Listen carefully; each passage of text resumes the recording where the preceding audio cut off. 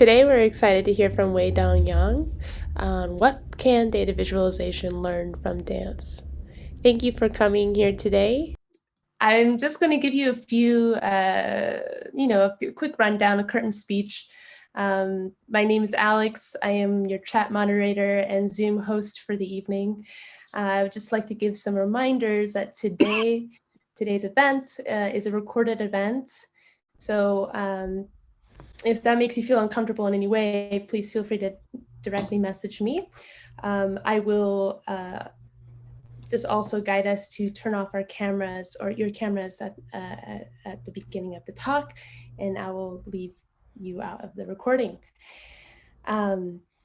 This event is presented by Day-to-Day Texas and co-presented by Y-Exchange with the Jurassic Res Artists Program, Kinetech Arts, and Odyssey Theater. We want to give a shout out to our dear friend Lynn Bender at Global Data Geeks for helping us bridge these communities together. Thank you so much. This is huge. In this event, we encourage your thoughts and questions in an open discussion that will be held at the end of the talk. So please feel free to ask your questions in the chat as they arise. And then at the very end, I will call on you and you can ask those questions to Wei directly. Let's see, what else can I say? This is 30 minutes long. So afterwards, we'll open it up for Q&A. And at that point, I would guide you all to go into gallery view so that we can all see each other's faces and have that human-to-human conversation. Without further ado, I'm going to give a brief introduction to Wei and also allow Dai to also introduce Kinetech Arts and what we do. But first, what I'll start off with is Wei Dong Yang is the heart of art. Yeah, there he is. He is at the heart of art, science, and technology. He is the co-founder of Kineviz, a graph data company visualizing complex data for better outcomes, as well as Kinetech Arts, a nonprofit arts organization bridging dancers and engineers together through emerging technologies and collaboration.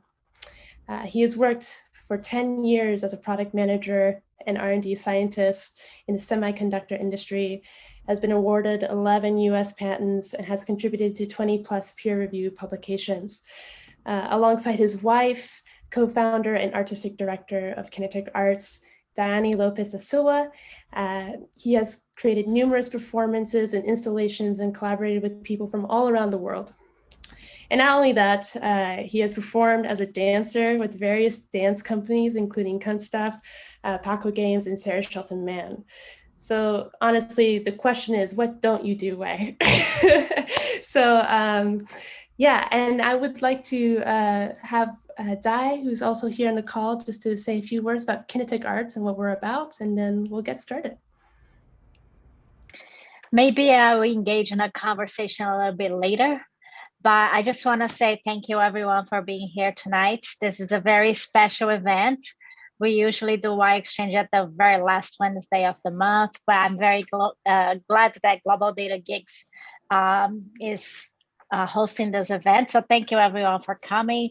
If you don't know Kinetech Arts, we are a nonprofit organization. We do intersection of dance, science, and technology. And we also do lots of different events like open labs every Wednesday night. It's open to the public. Everyone can come share their projects. We have lots of conversations about many different things, from choreography to dance, technology, artificial intelligence, all kinds of fun stuff. And Y-Exchange, every last Wednesday of the month, we present artists and scientists working on the intersection of dance, science, and technology. So stay tuned. We'll be sending you information about the next presentation. And also, once a year, we do our dance hack, which we haven't been doing for many years because of COVID. But it's kind of like a hackathon. 40 dancers and 40 engineers in a room, experimenting, trying different things, having lots of fun. Creating new projects, collaborating with each other. It's just lots of fun. I'm not going to talk too much because this is not about Kinetech Arts today, so I'm going to pass the ball to Wei. All right, Wei, take it away. Thanks, Dai. All right, thank you. Yeah, and thanks. Did you like thanks, that? Alex. Yeah, and thanks, Lynn. Did we talk about the Graph Data Day, Texas already? Or Lynn, We you want to didn't, talk? but, Lynn, but do you that's want to say a okay. couple words of it? Not really. All right. Okay. All right. So we just jump into the conversation. Before, okay, I have to what do you call, confess that for me to talk to blank screen is like disability. I can't. I just like talking to the void is impossible. And so yeah, thank you, Zach. Thank you. Yes. So please interrupt me any moment you want. And when you interrupt me with when you ask me question or you say, hey, you're bullshitting. Hey, that's not right. And I really thank you. Now a quick question. How many of you danced or like dancing? Well, if you go to the bottom, there's a reaction. If you click on the reaction icon, can you give a thumbs up if you dance? Yay, right, yay, awesome. Awesome, we have a lot of people dancing and I need to give you my reaction too. Yeah, I dance too, yeah, awesome. Yay, lovely. This is amazing. It's amazing. And another question is, how many of you do like a data visualization? Like, let's find a different reaction. We have a clap. Let's use a clap for data visualization. Awesome. I see a lot of a clap coming out. Awesome. Thank you. This is fantastic. So I'm gonna start sharing my screen. Let's see. And just remember, interrupt me any moment, that ask question, write in the chat, or just open the microphone and speak up. And I really appreciate that. Okay, so today the topic is what the data, what can we learn from the from dance for the data visualization. So I know Alex already talked about me, so but I just want to give a bit of a background that I felt is relevant. And so before I start whole this data visualization business, and I used to be a physicist, and my research subject was quantum dots. You see in the middle, there's a like a cluster of anywhere between 10 to a few hundred atoms, like packed together and form pseudo atoms, and they behave like artificial atoms, and it depends on the size. You can see the color, the light emit from those dots changes. And somewhere I also work in the semiconductor industry and doing metrology. Basically, we trying to measure. So what you see here, the round stuff is called the wafer. And that wafer is not a wafer you eat. You can't eat it. You're poisoned to death. It's a silicon wafer. And so each shining square you see there is likely a CPU, a memory chip, and so basically we use like 12-inch wafers. To each wafer you build hundreds of those devices. But you know that today they push the so-called the line width to 3 to 4 nanometer. It's absolutely nuts. Just think about that. Like the 20 atoms lined together become a line that connects the devices. Absolutely nuts. So we were so I was in the industry of trying to make that work, and we were designing a lot of devices to measure the dimension, the size of it. And all of those involves a lot of complicated, like modeling. You have to, there's no direct measurement. You have to build your model. You have to collect the data, and then you have to fit your model. You have to find a way to validate your model, to figure out how much the error. So there are a lot of things that really leads to me to desire some sort of a system that helped me to work with the data, work with the model better, which is later on As you can see, like that when we it started Kineviz, a major effort purpose is to build some tools to help me to work with a complicated data model. Somewhere along the time, I start dancing, and there you go, and that is me somewhat dancing, and dancing turned out to be the best gift in my life, because it opened so much dimensions for me, and so many things that previous have no clue. Like if you never eat watermelon, you probably don't know what you're missing. But once you eat watermelon, you know what you have now. So that's quite amazing. About 2013, my wife Diane, she's you just met her, and she's a dancer, choreographer, and we worked together to start Kinetech Arts. And so this is one of the early photos we took. By photo, I kind of cheated. It's really a scanning of like we have everybody walking across room to get scanned and into this like art figures. So one of the things that we encountered at the very beginnings, like we think, well, you just get people together, people from different fields, as the science, technology, dance, music, visual art come together, and that interesting gonna happen. But what we learned at the beginning was that, well, yeah, everybody do speak English, but nobody can understand each other. So it turned out to be a much interesting journey to figure out how different fields can learn, can augment each other. So this between the dance and the visualization is the same. So like on the surface level, you see like, yes, of course, there's a lot of connections, but when you dig deeper, you realize there's a lot of nuance, a lot of questions. And so hopefully today I'm gonna explore some questions, but I cannot guarantee any answers. And most likely there's not a clear-cut answer that can be provided. It's more about like a figure out the area that we can explore, the things that we can see.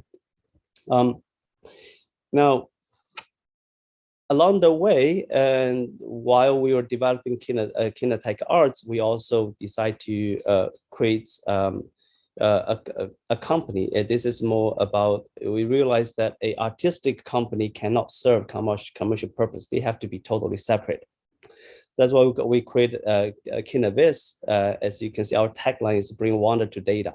It's really, we want to see and what artistic exploration can be learned, can be borrowed into more like a data exploration, the data and analysis exploration.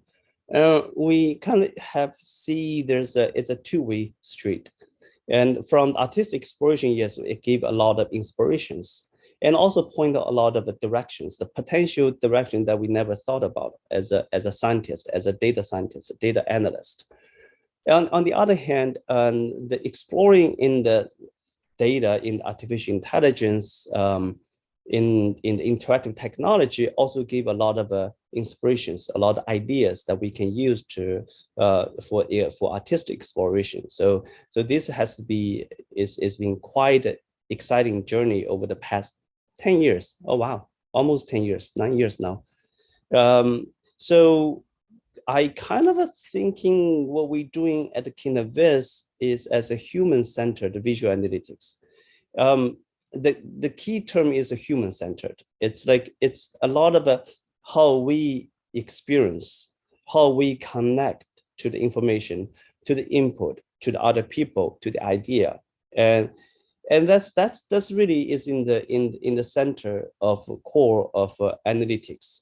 So now, before I move forward, I just want to show you an example of our exploration, and then I can talk about that later. So I'm going to play the video for about a minute.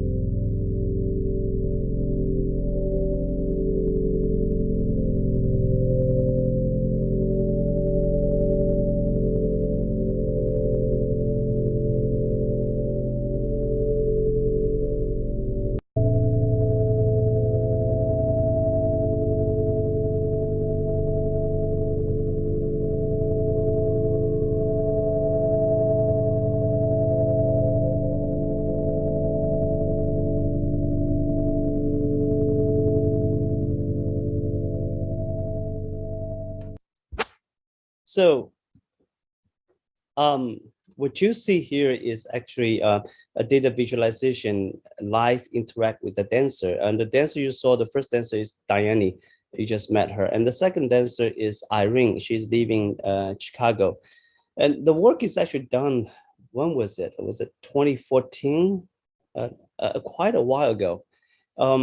So the visualization you saw is actually a communication network captured in industry. I forgot which industry it is, but it's probably so each link lines represent two people collaborate with each other. And now we're using Kinect to track the dancer's gesture, and we turn the hand gesture, like when you see the dancers open the hand, close the hand, and means engaging and disengaging some gravity centers, and that's how causing the whole network to interact with the dancer. So there was a really experiment of what kind of a unconventional interactivity we can have with the data visualization. You have a complex system of the data visualization of the communication network, and then you have a human interactivity with it. And so that was an early experiment. Now, one question we keep on asking ourselves is like, why data visualization? And by the way, the example you see here is it looked like animation, but it's really it's a data visualization. It's it's a Sony, our co-founder at the Kineviz, and he studied architecture, a sculpture in college, and he loves Godzilla. So he abused our data visualization system to create this animation.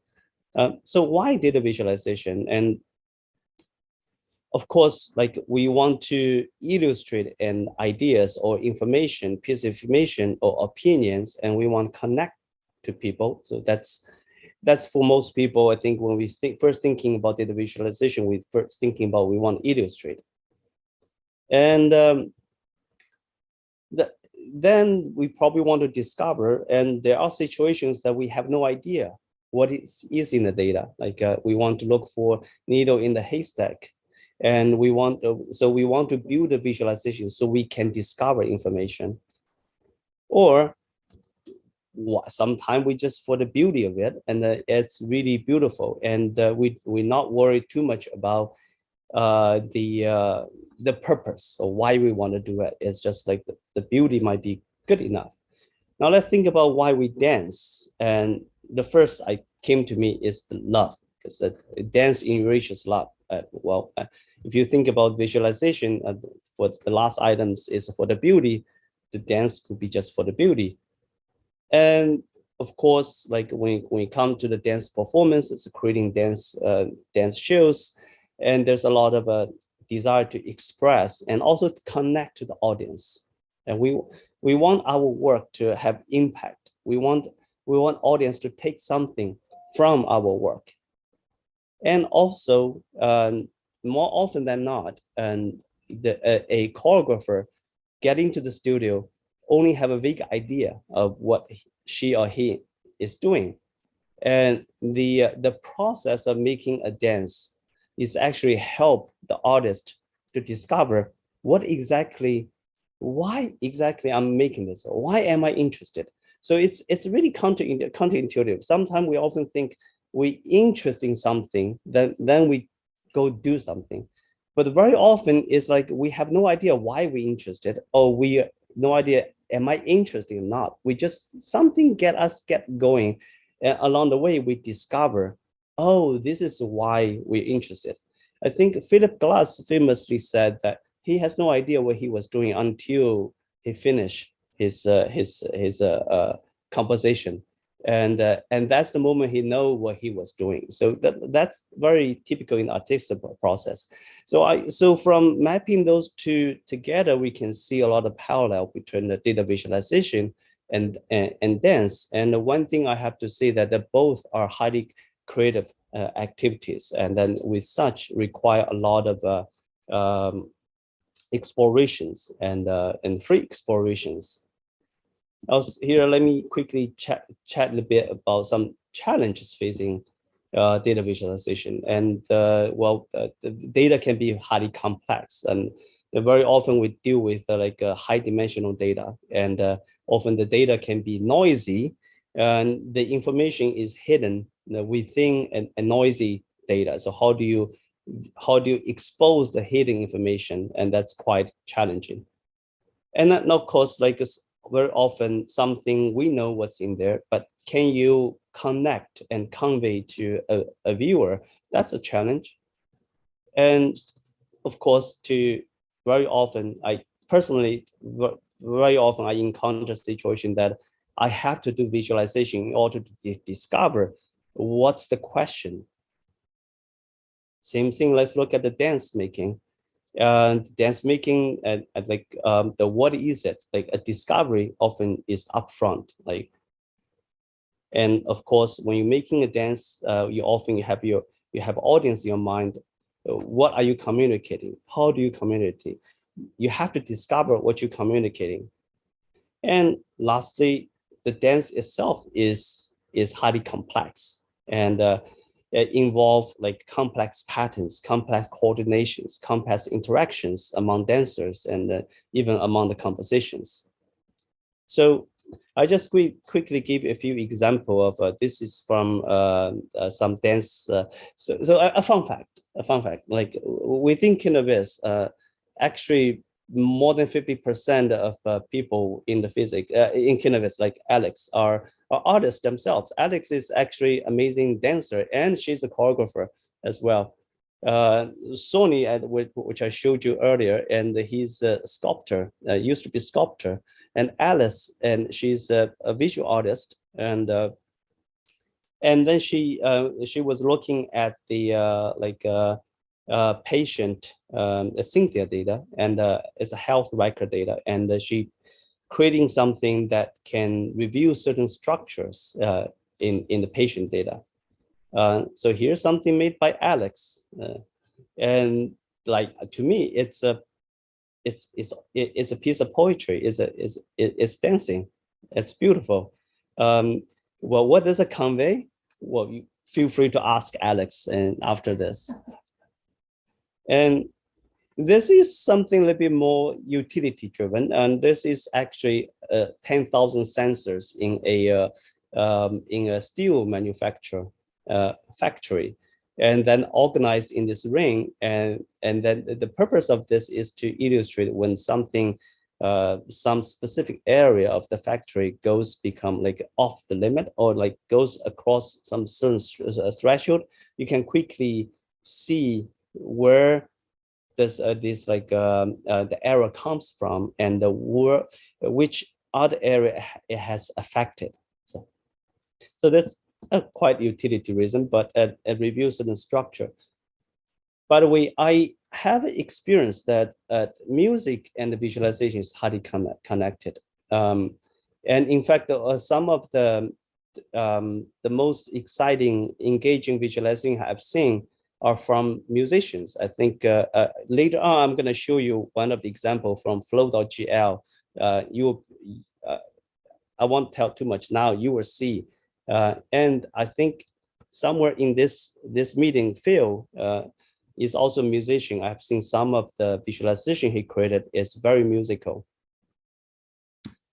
So this is also example that from the visualization, a lot of visualization, like presentation perspective, it's really raw, and it can be done much better. But however, I want to bring to you this, like, really what you're looking at here is about I think 10,000 flu viruses from 1980 to 2018.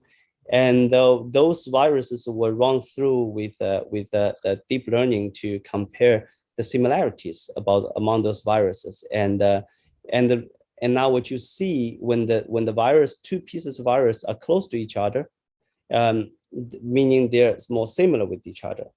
And it gave you this flower shape, and from the structure of this distribution, you can actually tell you a lot about how the flu virus evolved among human, among the bird, among the pigs, and how different variants of the flu virus similar to each other.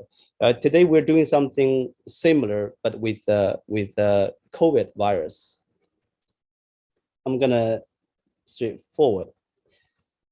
So with the visualization, and there's a lot of things we want to expose with visualization. We want to expose signals from the noise, like the peak signal above the noise floor, and we want to track see the patterns, and we also want to see the connections. And now, so there's two aspects of a visualization. There's a structure review aspect and a visualization, but there's also a like a dynamic interaction that reveals something that we probably could not verbalize.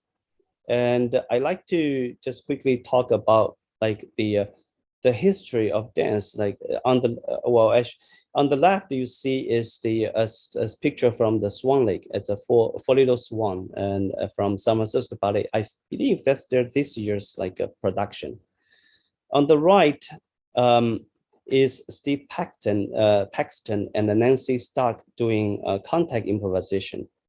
And so on the left side is where something highly organized, highly composed. There's room for embellishment.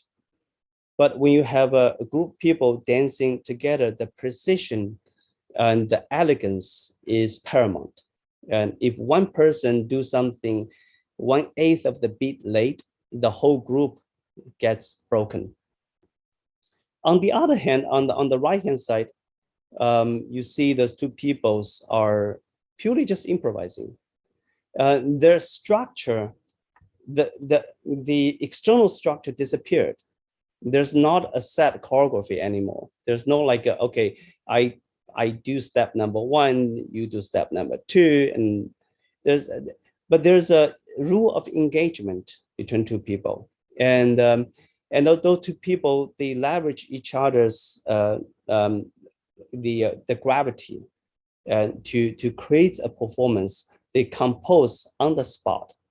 And so it's a very different approach. And you said, like, when you look at the dance goes from classical dance in ballet to the contemporary, to the modern dance with like Martha Graham, Matt Cunningham. Matt Cunningham is actually towards starting of the contemporary. In the modern dance, where you start to challenge the forms you have with the classical ballet.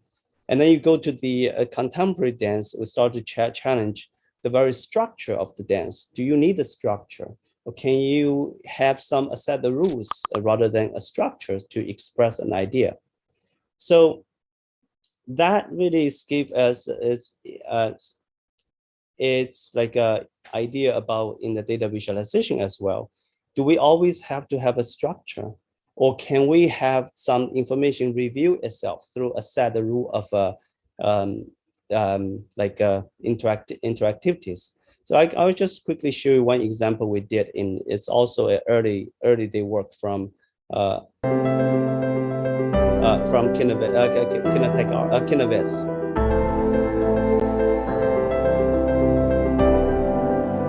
So what you see here is the network communication being discovered in the 4 different industries. And I know it's a commercial work, but I think it represents a lot of ideas that we have been thinking.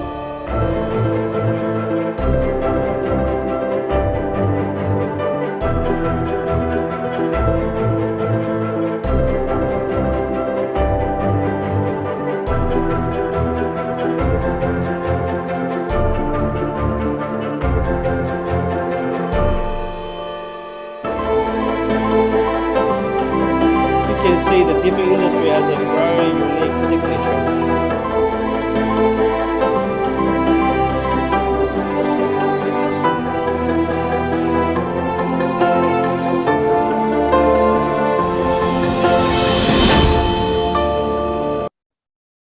So In this example, we not only leverage interactions and the fly through of the visualizations, we like all the growth network, but also there's some of the movement, the motion of the nodes is designed to react to the environment. And so you can see the subtle movement actually can give you suggest certain sensations, certain feelings about things. And it's designed to give extra layer of revealing of information that's nonverbal information that you cannot be. It's difficult to express through words, but when you see it, you make sense. Let me give you another example of the things. So in this example, what you see here is we track the, so this is like a Bluetooth tracking all the movement of people in the conference. And now each polygon is actually represent one person, one attendees. And the polygon not only have the color, size, but also has this vibration state. That vibration state reveals the people, for example, how many connections the person has made and how many how many session person has attended to. So this is one of the example of leveraging more than just what the traditional visualization use, which is size, position, color, maybe a relationship in the graph visualization. But this is also leveraging dynamics, the movement, and the interactions for the visualization. So I want to spend a few minutes talk about like use climate music as example to show you, illustrate a series of exploration we have done. So this is one example of just straight through a visualizing how the climate change like affected the Earth over the past from I believe from 1880 to 2080. So this is collaborating with the Climate Music Project, a non-profit organization in San Francisco. So what you see here is how the Earth being the land being converted into human habitations, and you can see the CO2 level change and the color change. So I'm just not gonna spend too much time on this slide. And so this is like more a straight through data visualization approach, and it's interesting. But here is where more we have artistic exploration, where Diane and Tanya they took the data and they composed a dance to the data. The music is composed by Richard. Richard can't pronounce his last name. And the music is also composed according to the data being collected over, first collected, then projected for the rest of the century.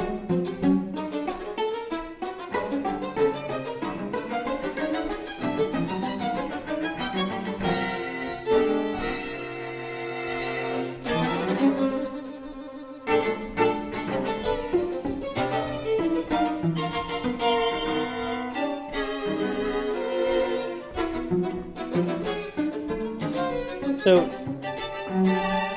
when we connect the data to a performance, a dance performance, it quickly becomes clear that direct mapping is difficult. It's a two different kind of domain, and the data is a data domain. It's kind of a cold scientific. The dance is very emotional. You could, let's say, you could map certain data like into like what the musician did. They map into the pitch, they map into dissonance.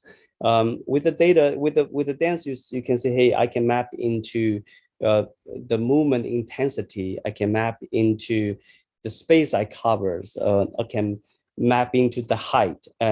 But it's for the dance as a as a sensory exploration, it's not quite satisfying.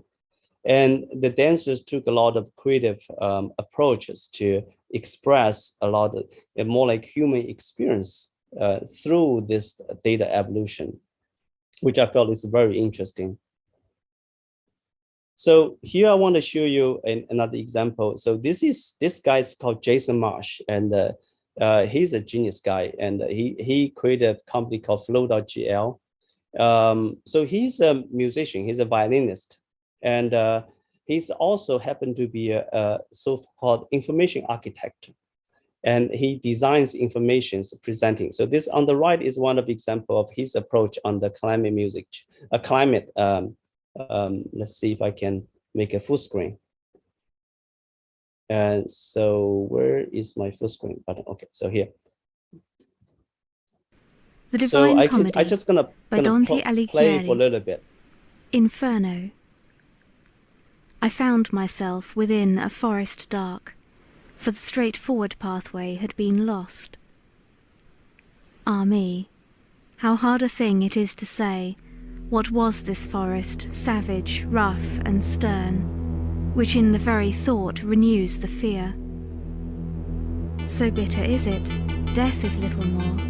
Mitigation scenarios reaching concentration levels of about 500 ppm CO2 EQ by 2100 are more likely than not to limit temperature change to less than 2 degrees Celsius relative to pre-industrial levels, unless they temporarily overshoot concentration levels of roughly 530 ppm CO2 before 2100, in which case they are about as likely as not to achieve that goal.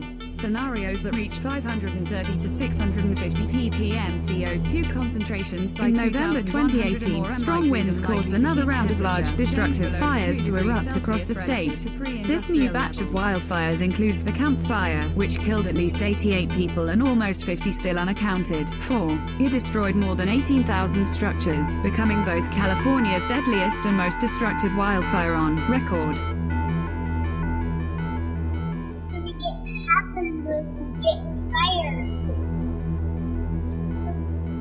So given the time limitation, I'm not gonna play too much, but here's the link. Please visit this link, and it's amazing. It also works in the VR. So if you have a VR headset and then watch this dynamic data visualization plays out, I see it's as much a data visualization experience as artistic dance performance experience. So when do we need a dynamic visualization? Like obviously there's a lot of traditional visualization techniques we can tap into, and there's plenty of a visualization package we can use. But here, when we talk about the inference from the dance to the visualization, and there's often situations as that you want to like dealing with something, the data that's like highly dynamic, like very high dimensional data and very complex data, or you want to like there's human emotions involved in the data or in the situation you want to thread them in. And so that's where you want to have a dynamic visualization. So I want to just finish the talk with a couple more examples of, I call it this art data visualization too. The first example is really what you see here. This is Samuel, is a dancer. So he's wearing a whole bunch of the sensors, collecting the muscle, electricity going through the muscle and stream to the computer. And Patricia Alessandrini, who is a music professor in Stanford, she created a patch, Max MSP patch, to clean and amplify the data, the signal. And Michael Coley built this like a monolith of the metal sheet, as you can see as a mirror on the left side. And then Diane created a choreography. So I just want to play you this excerpt from this performance. We call it AI Sensorium. This is Julia. She's wearing the sensor right now. So when she moves, it creates the sound.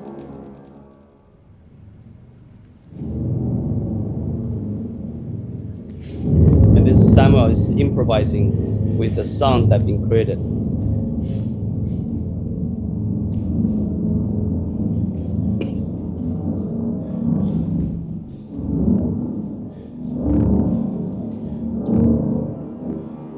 If you are in the moment, in front of this metal sheet, that sound is very powerful.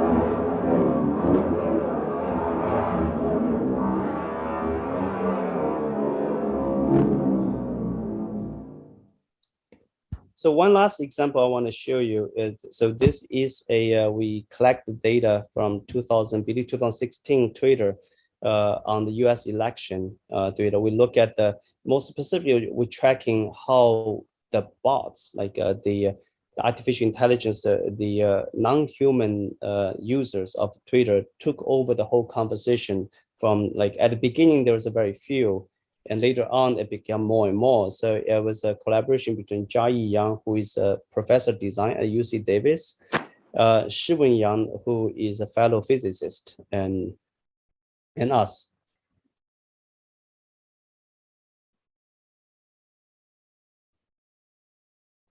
So you can see those like IV drops that we carry, this like fluorescent liquids that dripping down, and each click is where certain tweets being sent.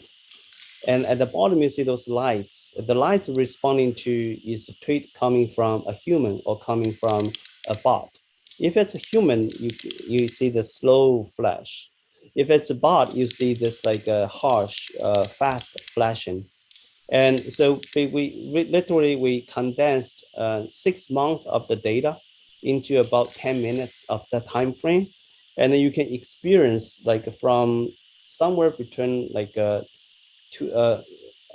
April 2016 to November 2016, how the landscape of the Twitterverse totally transformed.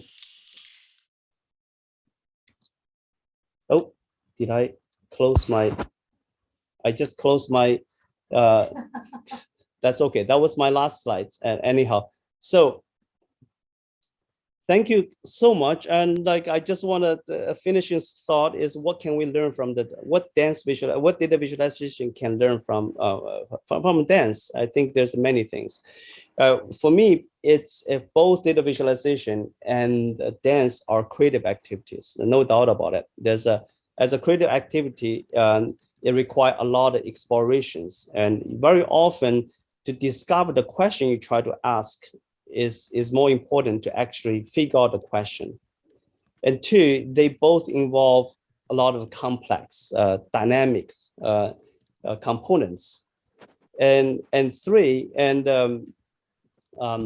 with the data visualization, let me think about it. I lost my slides, so I apologize, and I lost my train of thought as well.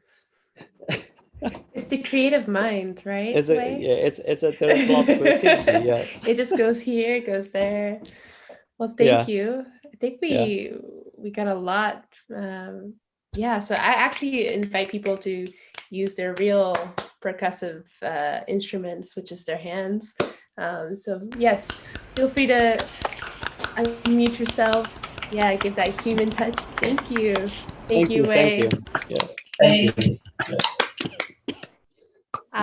So I didn't see anything in the chat, so I'm gonna let people kind of unmute themselves and open the floor to you all. If you want to raise your hand, I'll pick on you. All right, yeah, we got Brian. Let's start with Brian. Well, first of all, Wei, thank you very much for an inspiring and fantastic talk. I was interested to find out whether you've actually done any work with any haptic devices. So, you know, I've done work before with obviously gestures and movements in terms of controlling displays. Yeah. But one of the interesting things, going back almost a decade ago, we were working with was the feedback then to the human. And what I was thinking from a data point of view was, imagine feeling your way through a large data set and then feeling some sort of feedback or bump, you know, when we find something. That to me would be just a new level of interaction. And I wonder whether you've actually played with anything like that. Yeah, Brian, you just pick up my lost train of thought. Thank you. Yeah, and the last thing I want to talk about from what we learn from dance to the visualization is it's not just a visual sensory process. It's so many things like a haptic response, the touch, even the smell, the sensation, the temperature. So there's so many things that can be incorporated into visualization, into connecting to the data. And leveraging the haptic feedback is a dream that we've been thinking for a long time. And I mean, if somebody in this group people are interested in working together, and you are my best friend.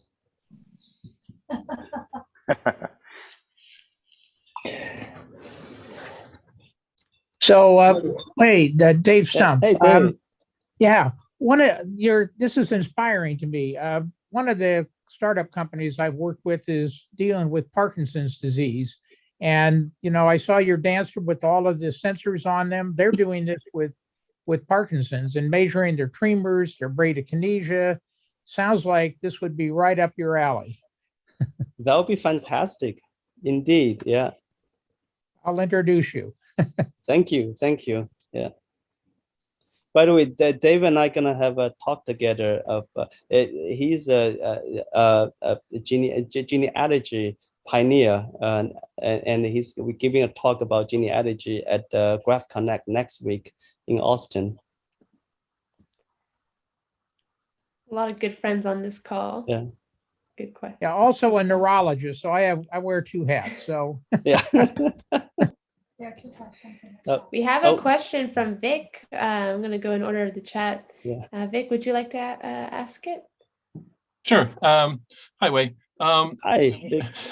So what I asked was, when can we expect our Kineviz and GraphXR data visualizations to also auto-generate sounds and music that emphasize the patterns being discovered and to supplement the movements that we see as the data is visualized?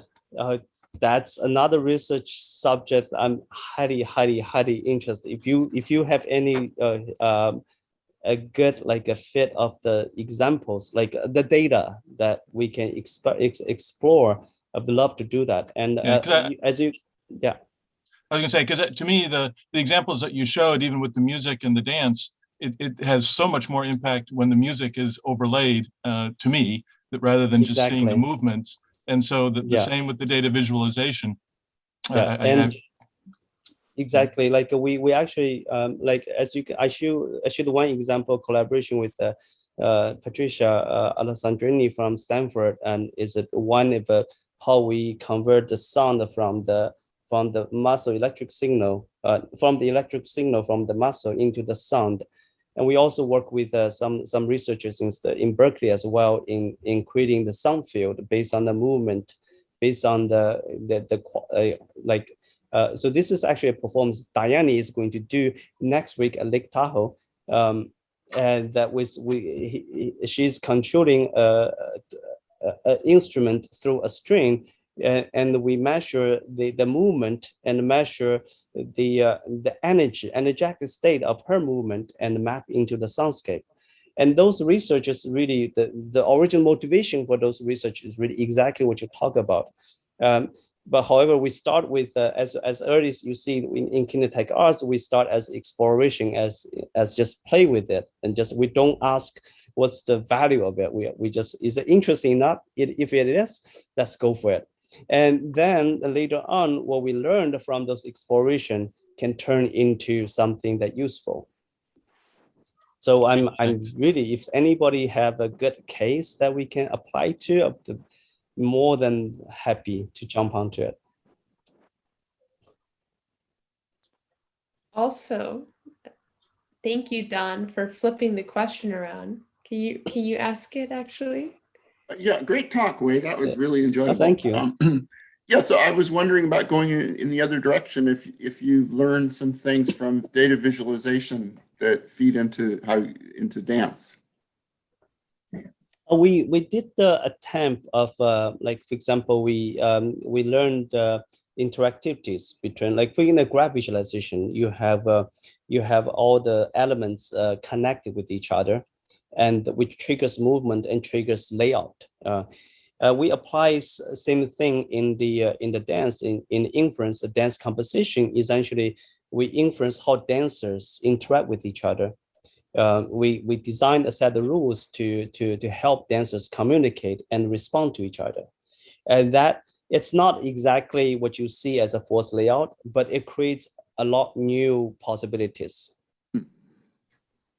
Oh, cool! Thank you. Yeah. As a dancer, it makes you sympathize with data, to be honest. Yeah. Which is, confusing. Think about all the data points. They don't know where they're supposed to be all the time. Where are we next? We have Ashish, visualization of social networks. Do you want to ask your question? Yeah, sure. Okay, awesome. Yeah, so thanks.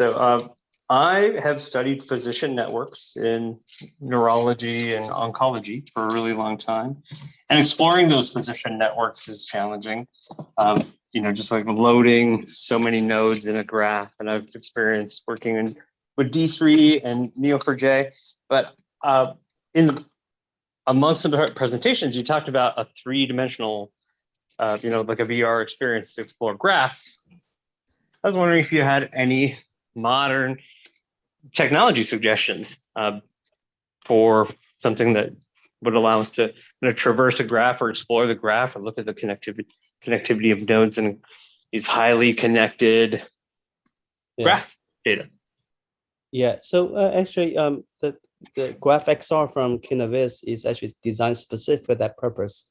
It's a 3D visualization. It's actually support VR, AR, and then you can actually have a 3D graph, a highly complex graph in VR environment. You can manipulate, you can explore, and it was actually like some of the dynamic visualization you see in my talk was the predecessor to Graph XR. So the Graph XR has since been more geared towards visual analytics, but however, it's also a platform that to create very dynamic animations and visualizations as well.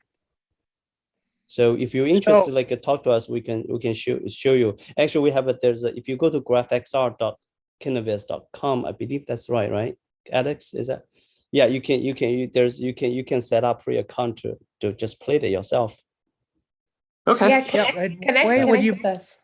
Wait, would you introduce me to that last questioner? Because I've done work with physician networks, and I'd be great to share ideas. Yeah, great. Hopefully I can remember. Do you guys have my email? Or maybe I'll take note of this. Yeah. Okay, thank you. Also, we got a couple last questions here, and we're kind of running on the last 3 minutes of the hour. So I'm going to pass it on to Michael, and then I'll have Yi finish us in this discussion. So Michael, would you like to ask your question? Sure, yes. Thank you very much. I work as a consultant. We go into large companies and we try to simplify their business systems. And what I saw you do was actually extremely interesting. It was, to as best I could see, it was data visualization as a vehicle for creating beautiful art. I didn't see it as something that a business user could say, oh, this is great. This will help me explore and understand my data. And I wondered if you see any of the application of your dance integration with data visualization as something that a business user might use one day. That's a great question. Actually, at the very first, when we started Kinetech Arts, and I was along the same hypothesis that the enterprise world may benefit for this kind of visualization. But what I quickly learned is the end business world is concerns more about bottom line than the human experience. As such that we kind of have to find a way to continue to explore this direction while keep artistic exploration going, but also find something that can the business world can use, which is on the Kineviz side, is with the GraphXR is the thing with this developed more for analytic purpose. However, there are situations where you can see that this kind of a sensational visualization or data art, it matters in the business world. I think I can be fully honest. We're not very successful in this land, and also for us, it's like artistic exploration through Kinetech Arts is sufficient. So I'm not eager to tackle on this, to push this. Jason Marsh, if you're interested, you should talk to him. He's actually very successful in pushing those kind of artistic visualization in the enterprise world. So unfortunately, he wants to be here today, but he couldn't. He has another engagement, he couldn't come. Otherwise, I would really ask him to present something to you guys, talk to you guys. Thank you. So his name is Jason Marsh, Jason Marsh. Yeah, go search flow.gl. I'm just okay, gonna. yes, you had a slide on him. Hey, Yeah. Thank you very much. Oh, you're welcome. Yeah, he's amazing. Thank you. Yeah. And I think we're last question with E, right? Yes, Weidong. Yeah. Great talk. Hey, thank you. Long-time fan and a friend. And I just want to say objection to your last point about business user not interested. So I work for Intel and I'm extremely interested. And I think data visualization is the bottom line. What I'm seeing is that the data objectivity is very hard to justify, right? And different data scientists will see the data differently. They pick up different models, make different predictions, right? So my question here for you is that how can you really tailor the different data visualization towards different data scientists so that they are motivated to accommodate to whatever style they like to keep going in data discovery? That's a pretty difficult question. I have to admit, it's a very good question. It's a very difficult question. And one thing that my experience, okay, I could talk from my experience. Data visualization, or especially artistic data visualization, is very subjective. It's like in the person. And very often the beauty is in the eye of the beholder. And I remember personally, and when I was in the semiconductor industry, and I think you know that person too. Like, so I create a visualization to reveal a complex dynamic in the SE, like in exometer measurement. And my boss at the time, he looked at it. He's like, could not understand. He's like, that's a piece of junk. So as you can see, that same thing can be very revealing for one person, but can be a total junk to the other person. And which is, I'm not putting the person down, because as I mentioned earlier, a big part of visualization is connect. And in my case, I failed to present my data visualization in a way that other people can understand, can digest. So that's a failure on the data visualization side. Just like the dance, like you can create the most amazing dance, but it's never guaranteed that you can reach everybody. Some people will get it, some people will not. Some people will falling asleep. Like when I first started watching dance performance, I fell asleep in some people consider most beautiful performance ever. I was like snoring. So that was just reality. It's that people connect things differently.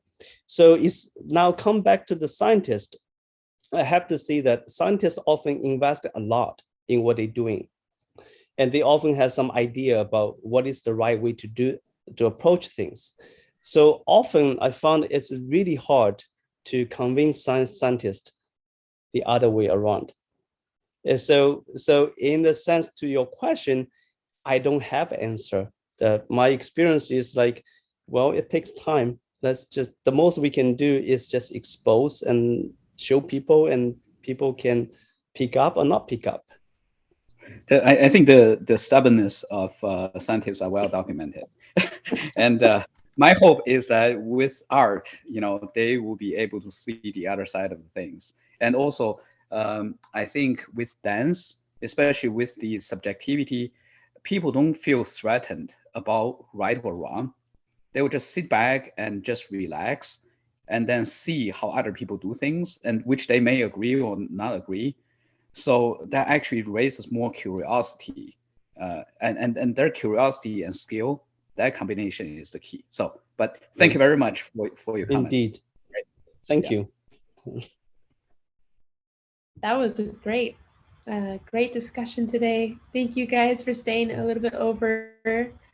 I would like to say that I will follow up over email, give us a day just with the recording and all this stuff and all the links that you did see today, following some introductions between some of you folk. So thank you for really connecting with us. Thank you, Wei. Thank you, everyone. Last It's time, so wonderful to see everyone. For unmuting yourselves. And stay tuned, Kinetech Arts and Kineviz. You can see us on our websites and you can follow us on social. Looking forward. All right. Bye. Bye. Thank you all. See you later. See Thanks, ya. Wei. Bye.